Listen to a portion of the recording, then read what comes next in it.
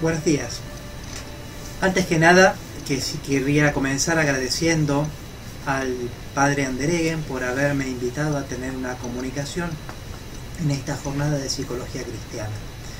Cuando él me pidió que preparara un tema para esta jornada, pensando un poco, como es lógico, intenté llevar el tema hacia algo que me fuera a mí familiar desde el punto de vista académico, no desde el punto de vista de la vida, como es la familia, desde el punto de vista académico. Y finalmente he optado por desarrollar un tema relacionado con la personalidad. El título de mi comunicación es Familia y Personalidad.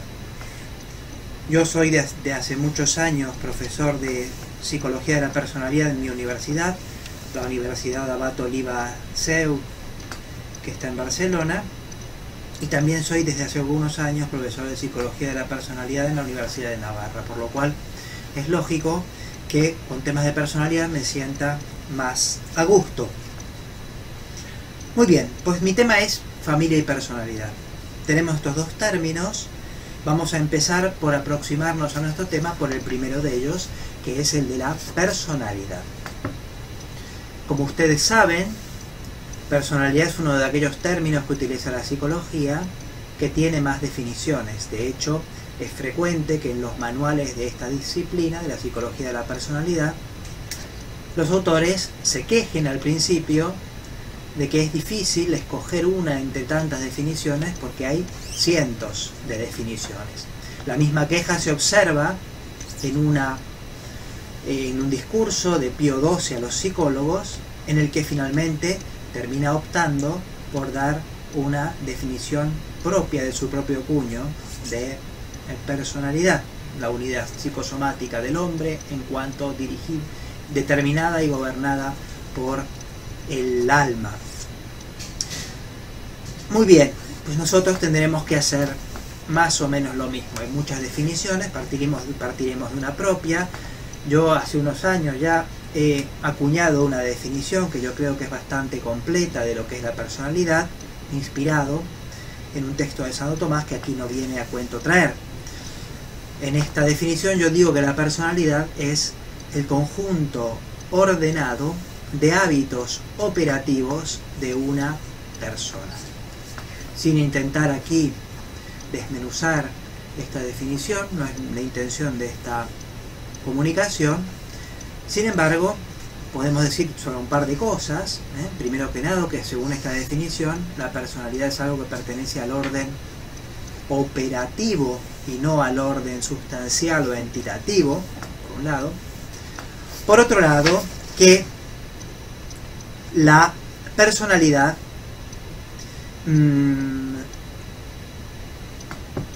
si bien está compuesta de múltiples aspectos, es una multiplicidad, sin embargo, es un conjunto, sin embargo, es una multiplicidad que en cierta manera constituye una unidad, o al menos una unidad de orden. Es, como decía William Stern, una unitas multiplex, una unidad compuesta de múltiples elementos, pero en última instancia una unidad. En perspectiva tomista, para comprender la personalidad, es necesario atender a sus cuatro causas: causa material, causa formal, causa eficiente y causa final. La causa material de la personalidad se puede distinguir en dos tipos que la escolástica clásicamente distinguía: la causa material, que se llamaba in qua, en la que, es decir, el sujeto de inherencia en este caso de la personalidad, y la causa material ex qua, de la cual está la personalidad compuesta. Como causa material in qua de la personalidad tenemos a la persona misma.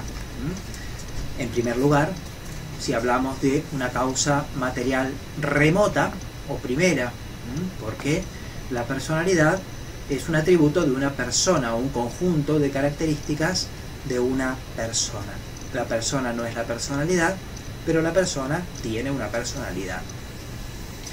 También en esta línea de la causa material in qua tenemos a las potencias o facultades, porque la personalidad viene a perfeccionar y a completar las potencias del alma de una persona.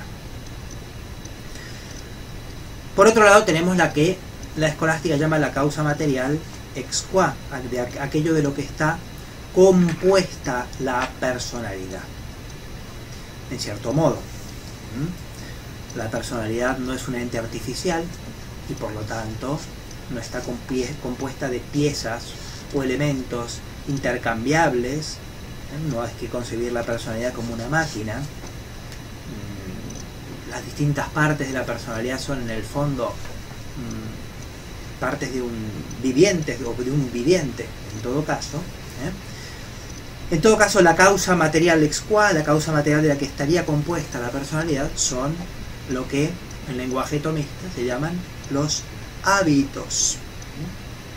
Los hábitos son disposiciones de las potencias o facultades que las completan para que éstas ejerzan de un determinado modo su operación.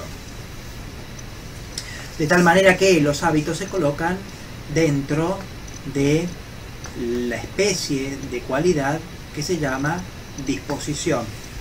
Son disposiciones. Disposición es un término que la actual psicología de la personalidad utiliza, o Gordon Allport, por ejemplo, que es el clásico de la psicología de la personalidad, utiliza la palabra disposición para referirse a los componentes de la personalidad, esos sistemas psicofísicos que según él componen la personalidad, disposiciones. Es muy frecuente en psicología de la personalidad utilizar otros términos como rasgos o patrones. Habría mucho que decir acerca de estos términos. Yo en este contexto no lo puedo hacer. Me referiré como componentes de la personalidad a los hábitos, aunque desde una perspectiva distinta nos estamos refiriendo a lo mismo que los rasgos o que los patrones o incluso que las disposiciones de Gordon Allport. Muy bien, la personalidad está compuesta de rasgos, de hábitos, de disposiciones. Ahora bien, la personalidad no es un conjunto horizontal de rasgos o de hábitos que todos valgan lo mismo, sino que es un conjunto ordenado de rasgos. No basta para entender a la personalidad, como ya señalaba el mismo Gordon Allport en el capítulo primero de su libro La personalidad, no basta para entender a una personalidad la consideración aislada de sus características, rasgos, hábitos o disposiciones. Es necesario ver cómo estos se organizan en el interior del individuo. No estamos hablando de la personalidad formalmente, sino vamos hasta esta otra dimensión. Las disposiciones pueden ser de distinto tipo. Hay disposiciones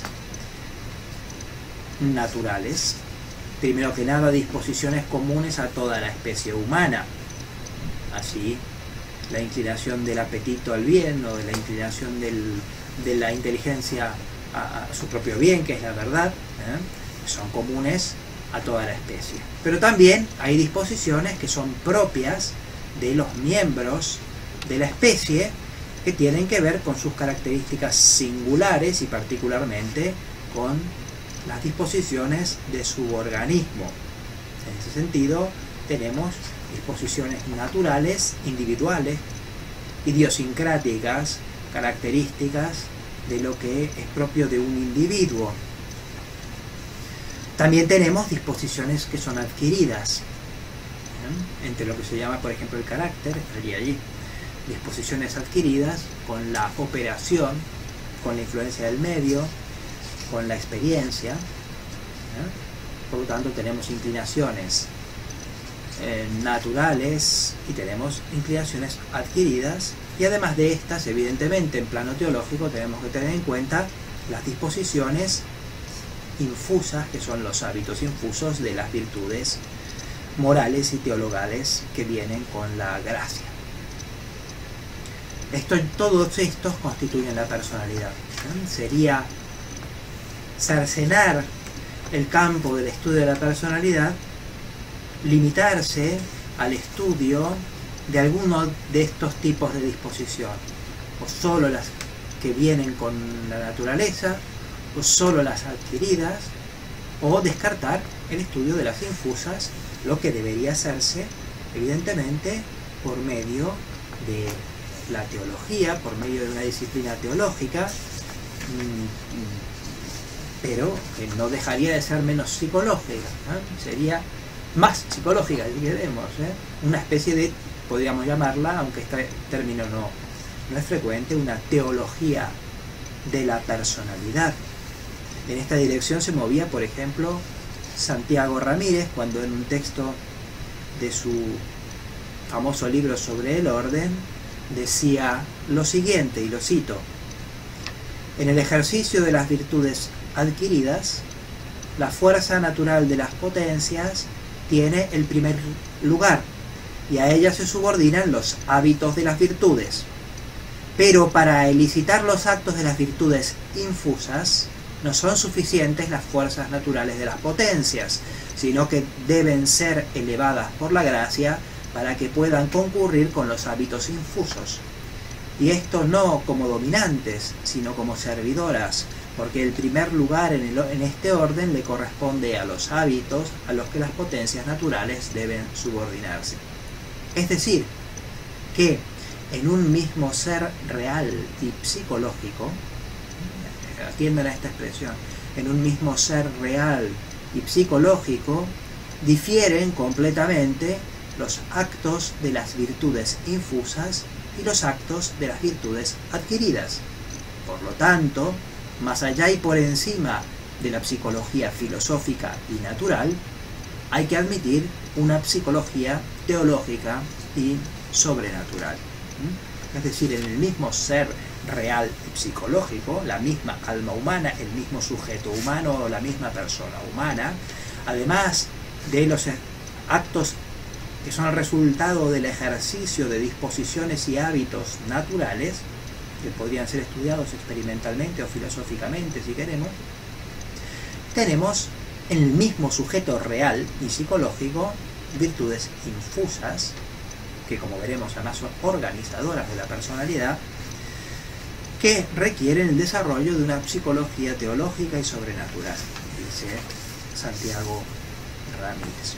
Muy bien, tenemos como causa material ex qua de la que está hecha la personalidad distintos tipos de disposiciones y hábitos. A continuación es necesario considerar también la causa formal de la personalidad. Esto es muy importante porque la causa formal es la que le da a la personalidad el ser personalidad. Evidentemente aquí no estamos hablando de una sustancia ni de un ente artificial, sino que estamos hablando de una organización de disposiciones que desde el punto de vista predicamental se mueven en el orden del accidente, pero que son accidentes de un ser viviente, un ser viviente espiritual, psíquico y espiritual. Entonces, este aspecto es muy importante porque si no consideramos la personalidad desde aquí, no la estamos considerando formalmente como personalidad. Muchos estudios de la psicología contemporánea, muchas grandes teorías consideradas teorías de la personalidad, en realidad no son teorías de la personalidad, sino que son teorías acerca de la materia de la personalidad. Pongo algunos ejemplos.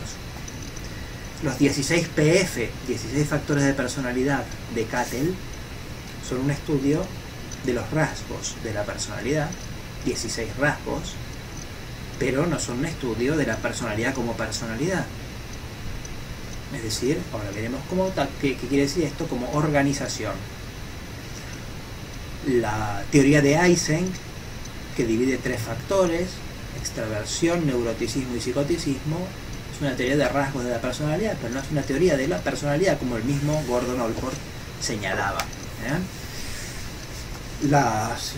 La teoría que pasa por ser la más importante en nuestro tiempo, sobre todo por sus consecuencias prácticas y técnicas, como es la de los Big Five, los 5 grandes, no es una teoría de la personalidad, es una teoría de los rasgos. Y los rasgos, o hábitos, o disposiciones, o patrones, o como se lo quiera llamar, son la materia de la personalidad, pero no son la forma de la personalidad. estar estudiando esto no nos hace estudiar la personalidad. Descubrir que algún rasgo determinado, o muchos, tienen un origen genético, congénito, biológico, endocrino o lo que fuera, no nos hace todavía estudiar un origen biológico de la personalidad, porque la personalidad tiene que ver con la organización total de las disposiciones. Muy bien, pues la causa formal de la personalidad es el orden que se da entre estos hábitos. Una personalidad humana está constituida formalmente por el orden que se da en estos rasgos o hábitos o disposiciones, y por eso yo decía en mi definición que la personalidad es el conjunto ordenado de hábitos operativos de una persona. Entonces tenemos aquí el orden. La consideración del orden interior de los rasgos es algo que ha resaltado mucho Gordon Allport, hablando de la necesidad de entender la personalidad como individualidad configurada, que tiene partes principales, él las llamaba disposiciones cardinales, y otras que son secundarias, etc. Esta manera de estudiar la personalidad, aunque el lenguaje pueda ser novedoso, es algo que tiene unos orígenes remotos. Se remonta a Aristóteles y muy particularmente a Santo Tomás, que en la secunda de la Suma Teológica estudia los hábitos en su organización mutua y su alternación. Al tratar de las virtudes y de los vicios, hay virtudes principales y organizadoras, como la caridad. Hay virtudes secundarias, o la prudencia. Hay virtudes subalternas. Y hay también otras disposiciones que no son perfectamente virtudes, o vicios eventualmente, no son perfectamente virtudes, pero que se integran en el organismo de las virtudes como partes de ellas. Lo que Santo Tomás llama, por ejemplo, las partes integrales de una virtud, que son disposiciones, que son condiciones para el buen ejercicio de el hábito. Entonces, la personalidad está organizada. Hay virtudes y vicios y otro tipo de hábitos, ya veremos. Principales, hay algunas que son secundarias, hay algunas organizadoras, hay otras que son organizadas, hay algunas que son que refieren al todo, hay otras que refieren a la parte, hay partes potenciales, hay partes integrales, etc. Para hablar de la personalidad es necesario entender el modo en que las virtudes y vicios, disposiciones positivas, disposiciones negativas, etc., se organizan en el interior de un sujeto.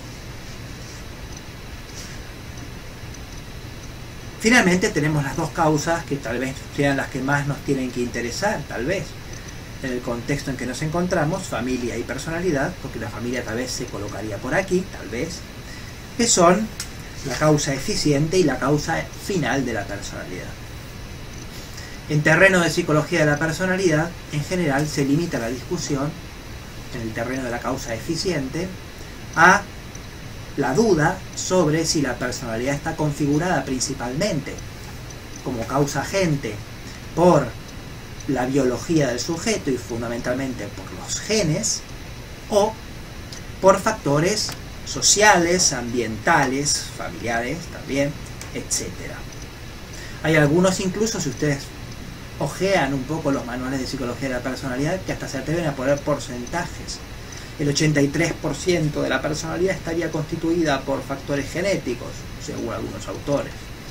Esto realmente es una cosa que no tiene sentido. Uno podrá encontrar origen genético de algunas disposiciones, pero no puede encontrar un origen genético de la personalidad en cuanto tal, es decir, en cuanto a organización. La organización de la personalidad no depende ni principal ni fundamentalmente, y casi diría ni secundariamente, de factores biológicos, sino de factores de un orden superior. La causa genética y la causa endocrina y otras solamente pueden ser causas de la materia de la personalidad, o incluso de aspectos de la materia de la personalidad, que son los hábitos. Lo que no se tiene en cuenta en general en estas discusiones sobre naturaleza o cultura, natura o nurtura, o como se quiera llamar esta alternativa, es que hay otros factores más importantes que inciden en la formación de la personalidad como causa eficiente. Primero que nada, las propias operaciones del sujeto, con toda la influencia del ambiente, con toda la influencia de la familia, etc. Es el mismo sujeto que, recogiendo estas influencias, hace las operaciones que llevarán a la configuración de su personalidad. Inicialmente, operaciones que serán más movidas por algo de fuera que automovidas, como es en la primera infancia, donde no se da el ejercicio pleno, por lo menos, del libre arbitrio, y por lo tanto el sujeto está más, digamos, movido por su ambiente y por su propia naturaleza que ser automovido por sí mismo. Pero en todo caso no hay que olvidarse que aún aquí hay operaciones que son propias del ser humano como viviente. Entonces, aquí el sujeto cumple un papel no autopoético, no me gusta esta expresión porque la poiesis es de cosas artificiales, pero en el cual juega un rol activo en la propia constitución. Pero además, cuando el sujeto empieza a tener un uso del libre arbitrio, y cuando crece en este uso, sus propias operaciones libres terminan generando en sí mismo disposiciones y hábitos, en el sentido más fuerte del término, y por lo tanto, de alguna manera, él se transforma en el autor y configurador de su propia personalidad. Si no consideramos este aspecto, no como único, no como exclusivo, pero si no consideramos este aspecto, no tenemos una visión de la personalidad como personalidad. Por otro lado, evidentemente, esto todavía está más remoto de la consideración de la psicología de la personalidad, tenemos el factor de la gracia, el tema, lo que tiene que ver con las disposiciones infusas, los hábitos y virtudes y dones, etcétera, infusos por la gracia y que tienen un papel configurador también de la personalidad. Muy bien, y finalmente tenemos la causa final. La causa final es aquello a lo que la personalidad apunta. Toda la organización de la personalidad cobra un sentido unitario, es decir, cada hábito, cada rasgo, cada disposición atiende a un fin propio, pero el conjunto organizado de disposiciones atiende justamente en cuanto es orden y en cuanto es unidad a un fin único o principal que está representado por el principal de los rasgos, hábitos o disposiciones. Este fin principal es lo que la teología moral llama fin último y que muchas veces se llama en el terreno de la psicología, con una palabra un poco vaga, el sentido de la vida. El sentido de la vida tiene un papel configurador de la personalidad en la medida en que la organización interna de la personalidad, en el fondo, apunta a una meta única o una meta común, si es que la personalidad se ha configurado de una manera sólida y estructurada. Hay un sentido de la vida al que apunta la personalidad. El sentido de la vida al que apunta el sentido de la vida, o el fin último, tiene un carácter configurador de la personalidad. Esto que he dicho vale tanto para la organización normal, madura y saludable de la personalidad, como para la configuración desordenada de la personalidad. Y de hecho,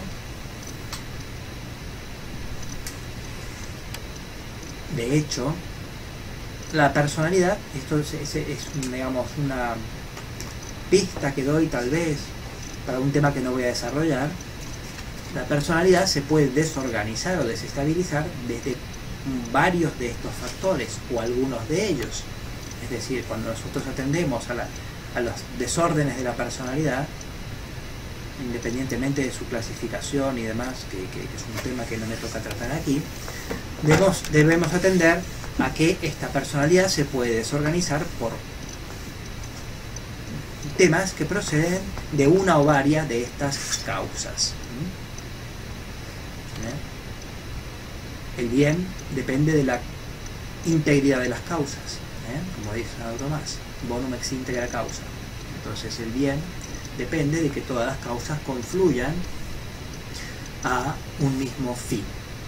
Y el mal puede provenir de cualquier defecto en cualquiera de las causas.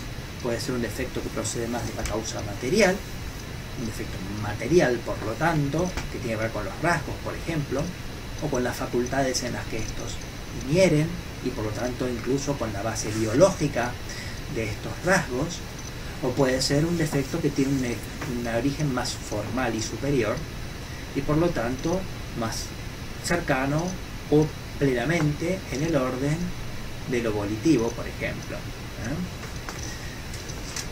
La personalidad está más desorganizada como personalidad, o mejor dicho, peor organizada como personalidad, cuanto el mal procede de más arriba y no de más abajo.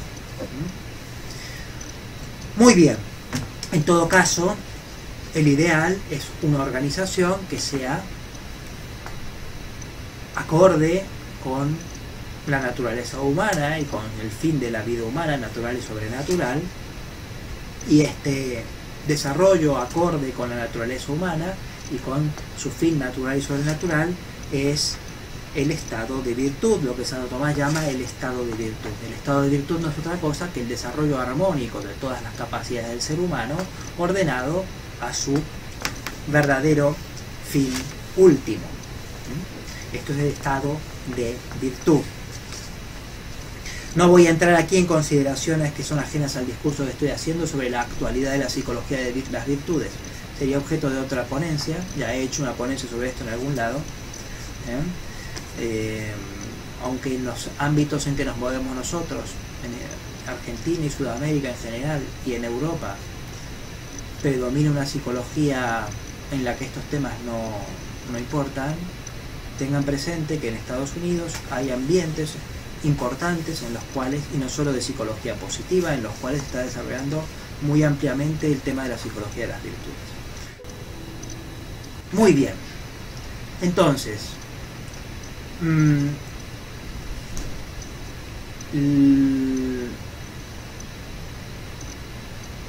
vamos a continuar tratando ahora de lo que sería este estado de virtud. La madurez de la personalidad consiste en el estado de virtud. ¿Qué quiere decir esto? Esto quiere decir, si nosotros queremos considerar como es un hombre plenamente desarrollado, debemos atender a lo que son las virtudes, individualmente consideradas, por supuesto, pero también en su orden recíproco, en su organización completa.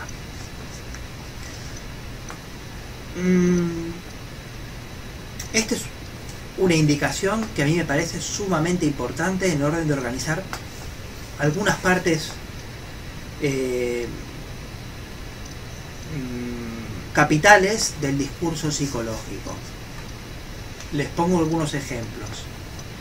No se puede desarrollar una psicología del desarrollo humano si no se tiene en cuenta hacia dónde se desarrolla el ser humano. Y el ser humano se desarrolla hacia, por lo menos en cuanto a su perfección interna, hacia las virtudes. ¿Cómo podemos hacer un discurso, por lo tanto, de psicología del desarrollo que no tenga en cuenta las virtudes? Los hábitos, virtudes y vicios pueden pertenecer a distintos órdenes. Los hay algunos de orden cognitivo, cuyo pleno desarrollo son las virtudes intelectuales. Porque para Santo Tomás, todo el desarrollo de la inteligencia culmina en la virtud intelectual, sobre todo en la de la sabiduría, pero en otras. Incluso en los cuasi hábitos o disposiciones de los sentidos internos, como Santo Tomás admite que los hay, de la imaginación, de la cogitativa, de la memoria, se integran como partes integrales justamente en las virtudes intelectuales. Porque la virtud es algo que tiende al bien y a la perfección, y la perfección de todas estas disposiciones se encuentra en distintos actos del intelecto a los que el hombre se dispone mediante las virtudes intelectuales. Entonces, la perfección de la inteligencia se encuentra en las virtudes intelectuales, y una psicología del desarrollo de la inteligencia debería tener, al menos como meta última y como horizonte, la adquisición de las virtudes intelectuales. El desarrollo de la afectividad, tanto en nivel emocional como a nivel volitivo, que la voluntad también es afectividad, culmina en termina en la adquisición de virtudes que tienen que ver con el apetito. Las virtudes morales, pero también las virtudes teologales. Hay virtudes teologales que corresponden a la afectividad, como la caridad y la esperanza. Entonces, si uno quiere estudiar adecuadamente el tema de la evolución afectiva del ser humano, no puede sino tener presente como término y meta las virtudes. Es absurdo, es una cosa que no tiene sentido, desarrollar una psicología del desarrollo moral, por un lado, y una psicología del desarrollo afectivo, por otro. ¿Qué es esto? ¿Qué querría decir esto? Exactamente. Una psicología del desarrollo moral separada del desarrollo afectivo. No quiere decir nada, no tiene ningún sentido. El desarrollo afectivo se mueve hacia la virtud de la templanza, hacia la virtud de la fortaleza, hacia la virtud de la humildad, hacia la virtud de la magnanimidad, hacia la virtud de la esperanza o de la caridad. Hacia allí se mueve el desarrollo afectivo del ser humano.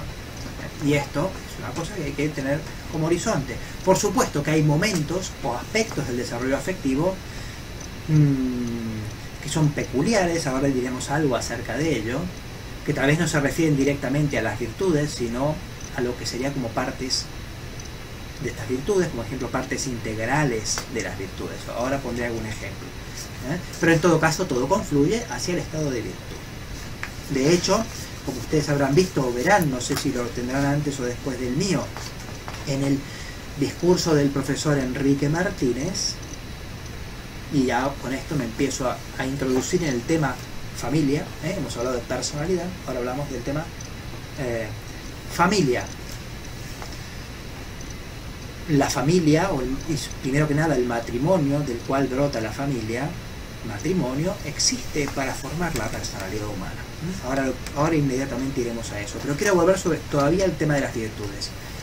No podemos desarrollar un discurso completo acerca del desarrollo humano si no tenemos en cuenta como meta las virtudes. Lo mismo para el aprendizaje. En Argentina se enseña menos, pero aquí en España casi todas las facultades de psicología tienen una asignatura que se llama psicología del aprendizaje. En general, ¿qué cosa es esta psicología del aprendizaje? Es una asignatura hecha para mostrar los 3 modos de condicionamiento básico que enseña el conductismo.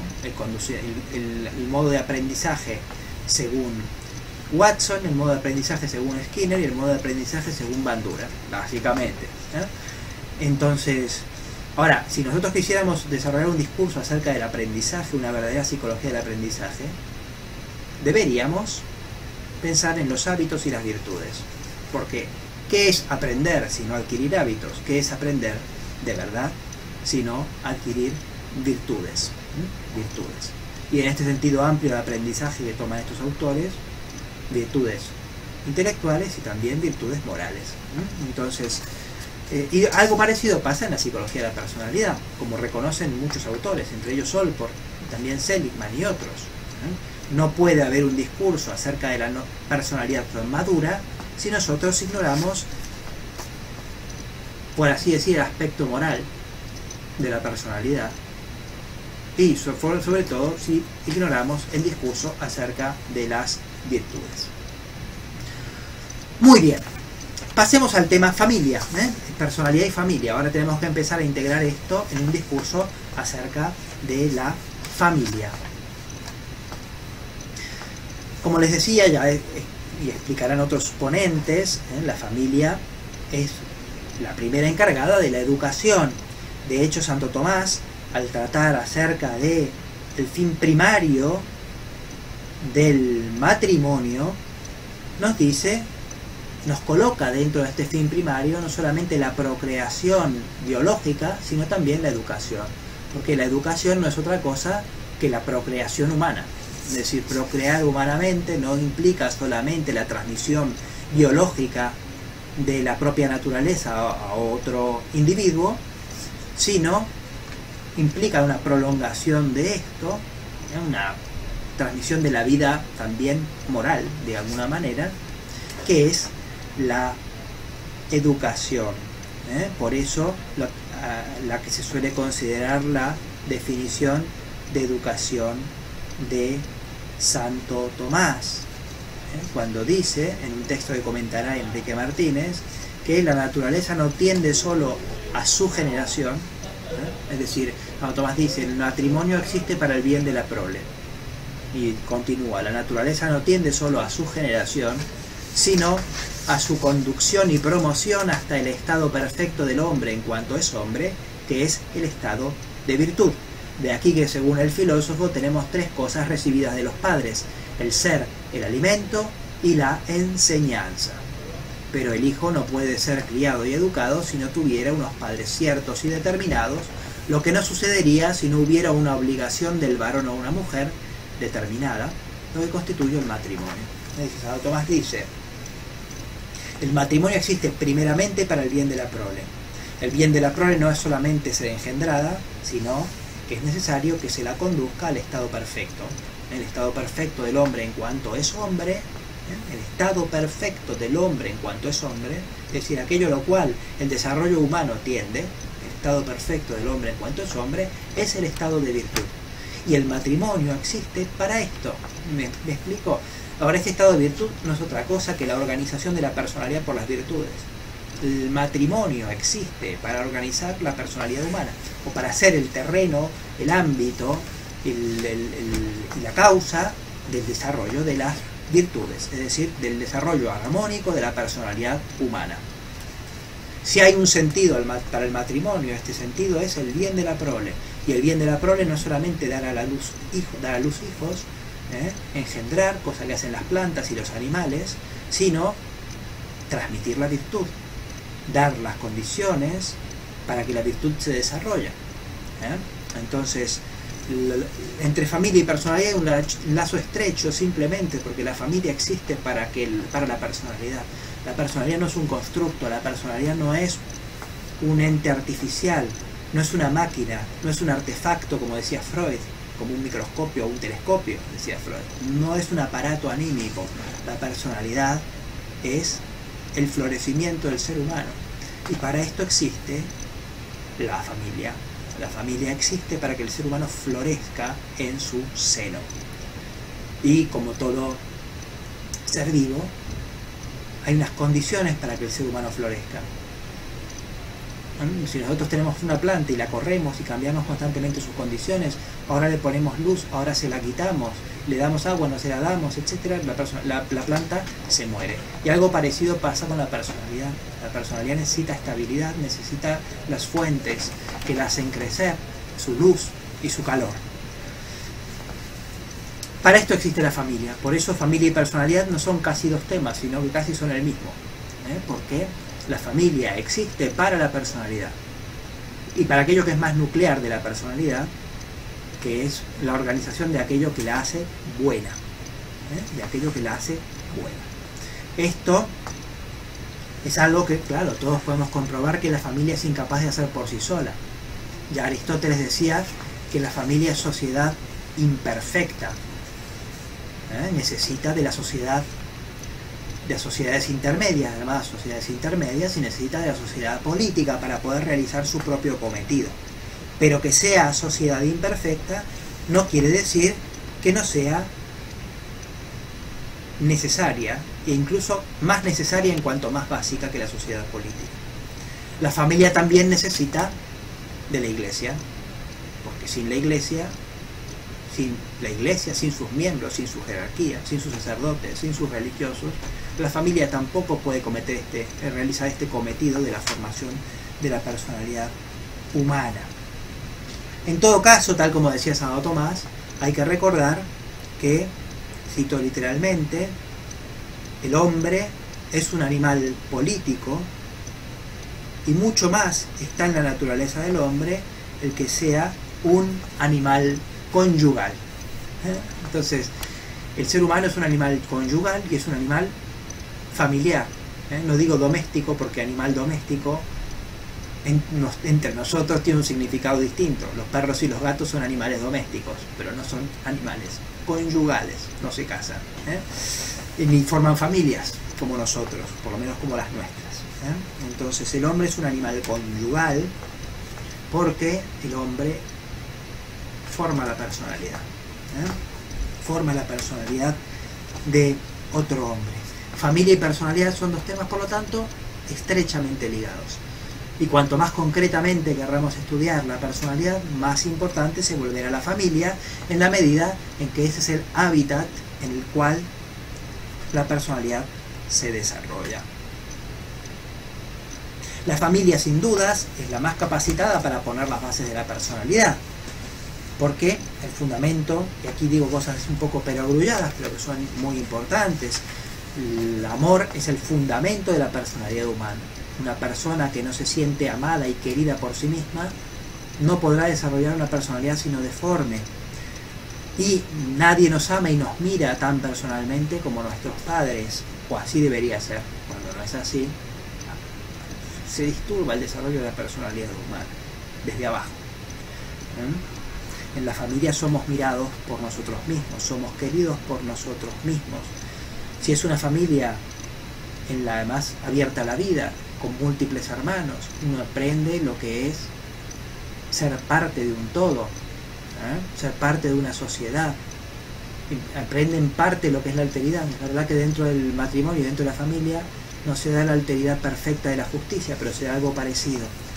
Entonces ahí se aprende el respeto del otro, se aprende a ocupar el propio lugar y se experimenta una alegría que es absolutamente necesaria para el desarrollo de la personalidad, porque quien no se siente bien, pues no puede desarrollar su personalidad. Aristóteles decía que no se puede estar todo el día con una persona amargada, y de modo semejante, en un contexto amargante no se puede desarrollar el ser humano. Y es en este contexto en el que se desarrollan las virtudes y el cimiento de las virtudes. Las virtudes morales sobre todo las virtudes morales, o alguna de sus partes, de las que enseguida diré, pero pongo por un ejemplo ya, para no retrasar excesivamente esto. Cuando Santo Tomás habla acerca de la virtud de la templanza, pone como partes integrales de esta virtud lo que él llama el pudor y la honestidad. El pudor y la honestidad. El pudor y la honestidad son dos disposiciones que hacen posible la virtud de la templanza. Son condiciones de la virtud de la templanza. Son disposiciones que hacen posible la virtud de la templanza.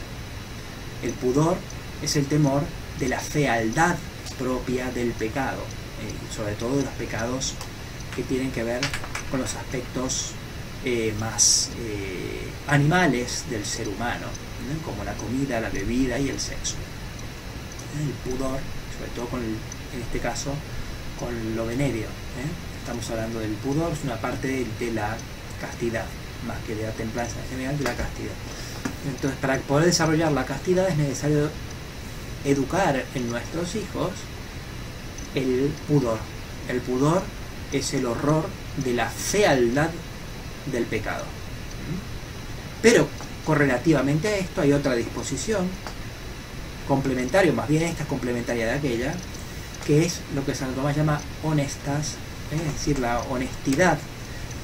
Honestidad quiere decir aquí, no voy a explicar por qué se ha deformado tanto este término, pero en este contexto honestidad significa el amor a la belleza que brota de la castidad. La castidad es una virtud que produce en la organización de la personalidad una, por así decir, la transparencia de la belleza espiritual y racional. La persona casta es alguien que refleja en su modo de vivir la belleza espiritual y una disposición positiva hacia el aprecio de esta belleza es una condición necesaria para el desarrollo de la castidad.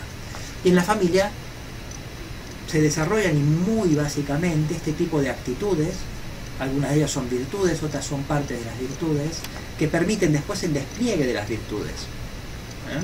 Cuando yo, a través de mis actitudes y conductas, le enseño a mi hijo lo que es agradable y desagradable, lo estoy educando ya en la castidad, o en el pudor, o en la abstinencia, o en la fortaleza, o en otro tipo de virtudes.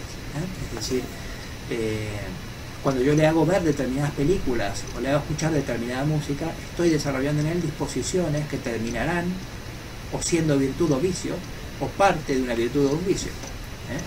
Sean disposiciones que permitirán el pleno florecimiento de su personalidad o que resultarán después impedimentos. A veces no son ellos mismos el vicio, sino una disposición que dificulta después el voluntario autoordenamiento del sujeto hacia el bien. El sujeto encuentra después dificultades internas para ese bien, porque le resultan agradables espontáneamente cosas que no son agradables y le resultan rechazables cosas que en realidad son buenas. Entonces, la personalidad es el lugar, la familia es el lugar donde la personalidad florece o donde se impide también este crecimiento, lamentablemente, pero de los aspectos negativos no me toca hablar a mí, sino que hablará después Pablo Lego, me parece. Muy bien. Bueno, yo me he extendido demasiado en todos estos temas y me queda un poco tiempo para exponer todo lo que quería decir. Lo voy a hacer un poco sintéticamente. Quería yo a partir de aquí explicar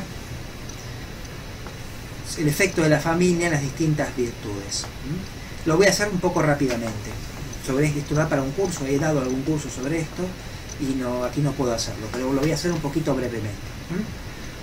En primer lugar, las virtudes teologales. No hay que olvidarse que la familia es iglesia doméstica.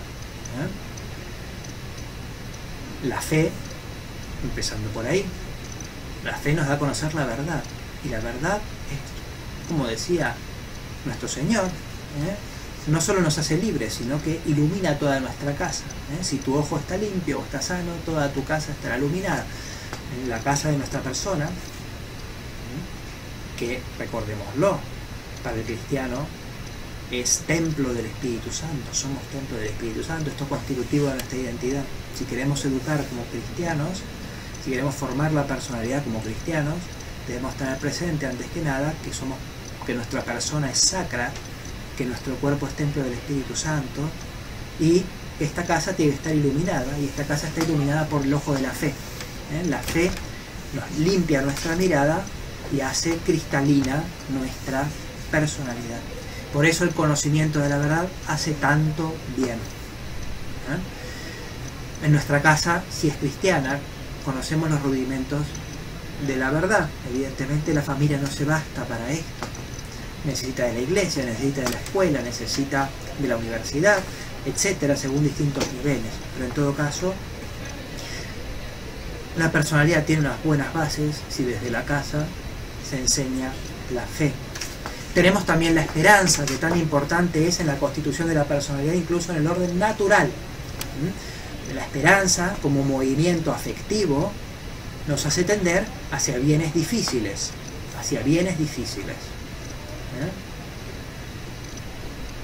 Y en la familia aprendemos que hay bienes que merecen la pena, o aprendemos que no hay bienes que merecen la pena. Y lo aprendemos viendo a nuestros padres y sus sacrificios. Viendo aquello que ellos dejan de lado por un bien superior. De esta manera nuestros padres mismos se transforman en nuestro ideal concreto, a nivel incluso de sentidos internos.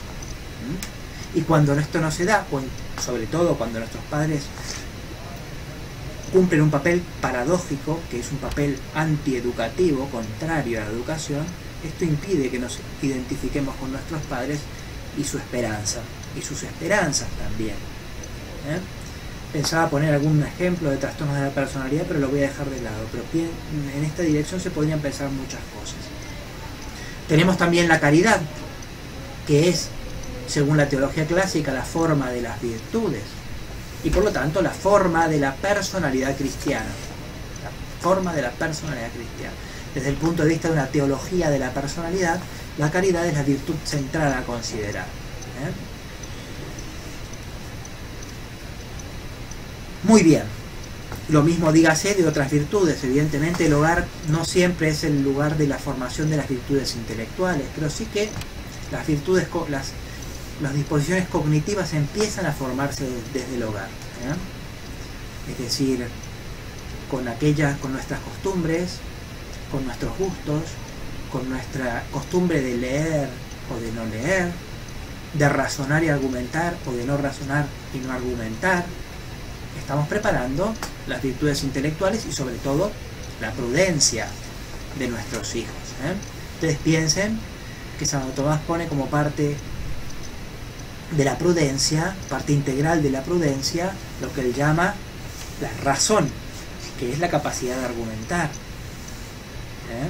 o la solercia, la capacidad de encontrar rápidamente el término medio de un razonamiento, etc. Todo esto se empieza a formar la docilidad que permite aceptar la opinión y el consejo de quien es más experimentado, sabe más, tiene más virtud o más autoridad, etc. Entonces la prudencia es una virtud que se forma fundamentalmente en la vida doméstica a partir del ejemplo de los padres. De hecho, Santo Tomás pone, cuando distingue las partes subjetivas, es decir, las especies de virtud, una virtud doméstica, que es la prudencia doméstica.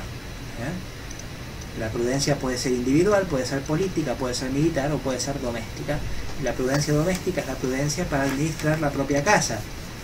Esta administración no es solamente la administración material de la casa, como puede ser la de la casa en tiempos de Aristóteles o de Santo Tomás, que era una unidad productiva, mucho más importante que hoy, sino también la organización moral de la familia.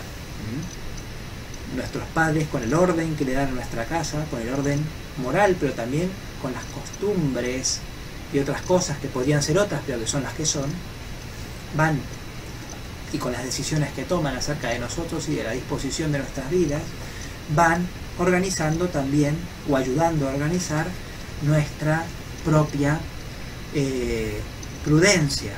La prudencia del individuo tiene un contacto misterioso con la prudencia familiar.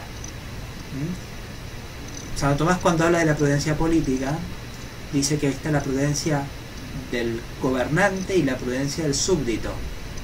Cuando habla de la familia no hace lo mismo, porque hay un nexo todavía mucho mayor entre la prudencia paterna y la prudencia y el desarrollo de la prudencia del hijo. Esto daría para mayores consideraciones que yo aquí lamentablemente no puedo hacer.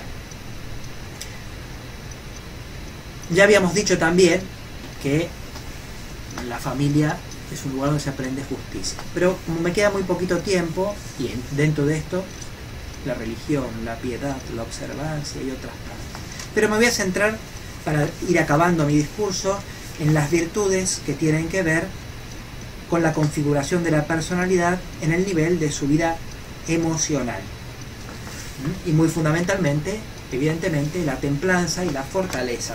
La templanza y la fortaleza son virtudes que perfeccionan aquellas potencias que tienen que ver con los movimientos emocionales o pasiones, como la llamaba Santo Tomás, con movimientos emocionales o pasiones. Entre paréntesis, para aquel que esté interesado, hago observar que en entre las recientes teorías de las emociones, en psicología me estoy refiriendo, hay alguna muy importante que tiene un origen tomista. En teoría de las emociones hay 3 o 4 grandes corrientes teóricas en nuestros tiempos. Hay una corriente que viene de William James y que hoy está representada sobre todo por Antonio Damasio, en la cual prácticamente se identifican las emociones con alguna forma de sensación corporal, y por lo tanto se rompe la diferencia entre el conocimiento y la petición. Después hay teorías de otro tipo, darwinianas, por ejemplo, o basadas en la informática, etcétera, que no me interesan. Pero hay otra gran corriente, que es una corriente que se suele llamar la corriente cognitiva en teoría de las emociones, y esta corriente fue iniciada, la primera autora que en los manuales de psicología de las emociones se menciona, es Magda Arnold, Magda Arnold es una psicóloga inspirada en Santo Tomás que desarrolló una teoría de las emociones a tal punto cercana a la de Santo Tomás que incluso clasifica 11 que ella llama emociones básicas, que son exactamente los 11 géneros de pasiones de Santo Tomás. Entonces, no voy a entrar en el saber de esta mujer, pero quiero decir, la concepción de Santo Tomás de las emociones es de plena actualidad en la psicología, aunque pocos sepan que una teoría como esta procede de Santo Tomás. Muy bien, entonces la vida emocional necesita una regulación, una ordenación, y esta regulación se logra mediante la adquisición de unas capacidades positivas que son las virtudes de la fortaleza, de la templanza y otras que se les asemejan. La fortaleza y la templanza son virtudes específicas y también son virtudes genéricas en el sentido de que hay otras virtudes que tienen un modo semejante a la fortaleza o semejante a la templanza que se les asimilan. ¿Esto a qué se debe? Se debe a que básicamente hay dos grupos de movimientos apetitivos. Movimientos impulsivos, ante un bien nos sentimos impulsados a obtenerlo, ante la comida, ante la bebida, etc., ante el placer venéreo, nos sentimos impulsados. Y hay otros objetos, en cambio, que nos producen tendencias retractivas a la retracción. Por ejemplo, las cosas difíciles o los males hacen que nos retraigamos, que volvamos para atrás.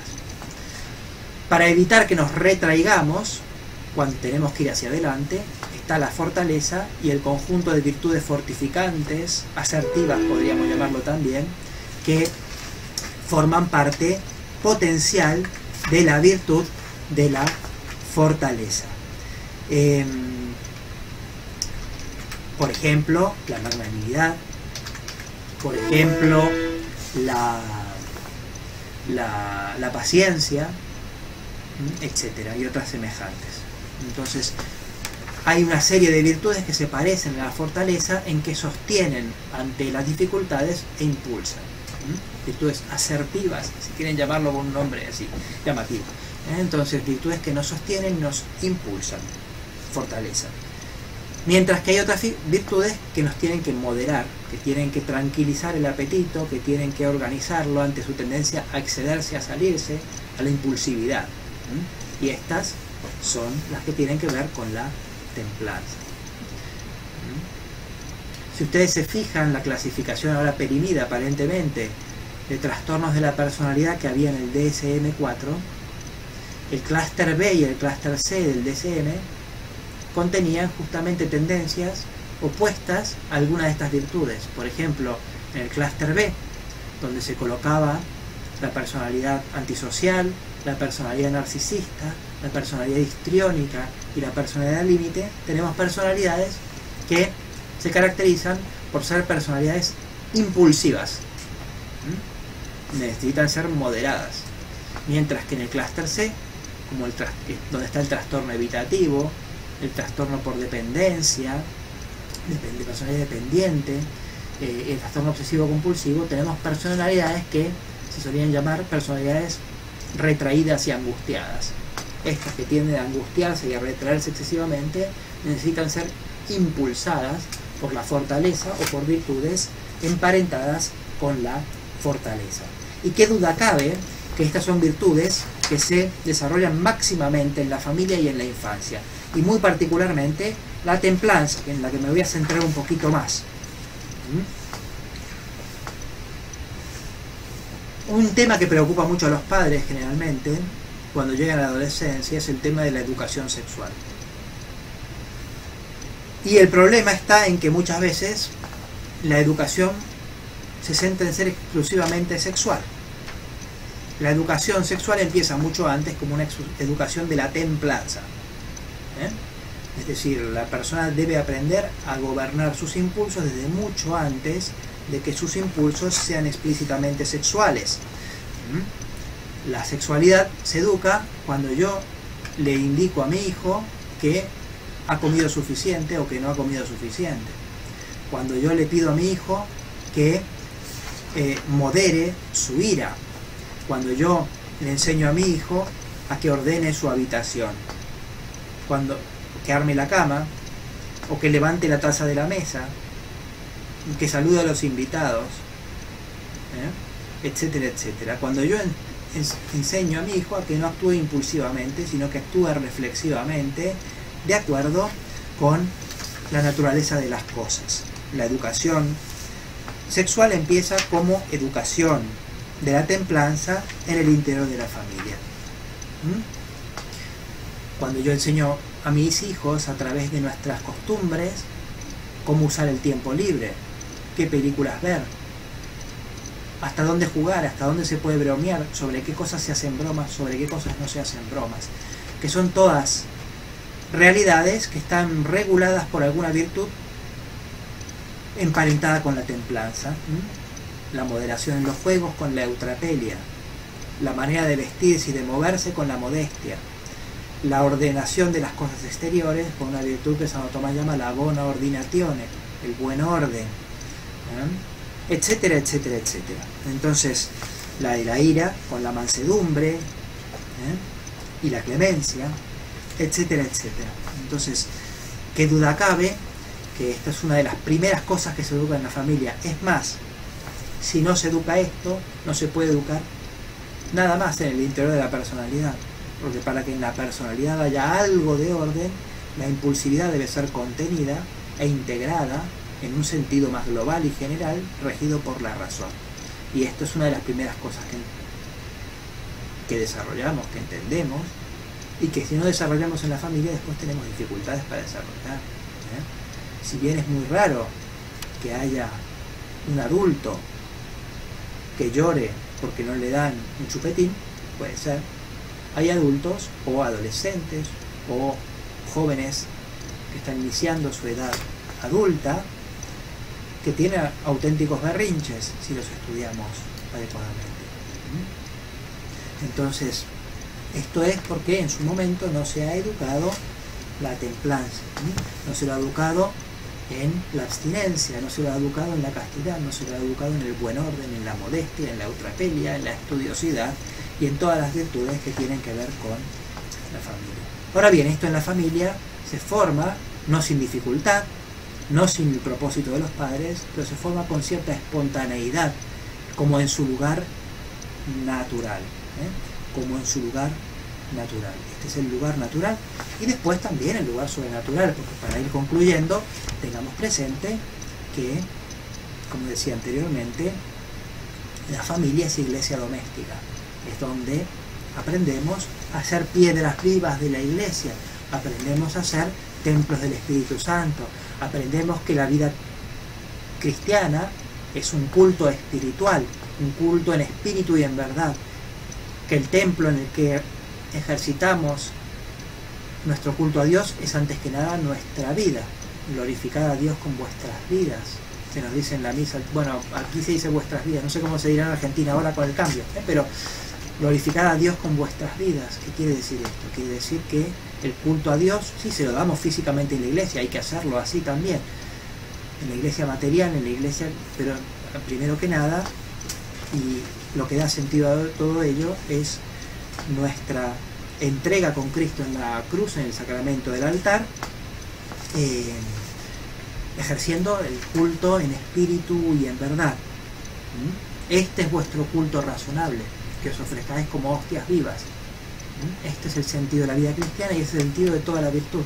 Toda la educación de la virtud en la familia o fuera de la familia después, etcétera, está relacionado con la toma de conciencia y con el ejercicio de nuestra vida cristiana, de nuestro sacerdocio, de nuestro principado, reinado, y nuestro carácter profético como cristianos, como miembros vivos del edificio espiritual en el que se da culto a Dios.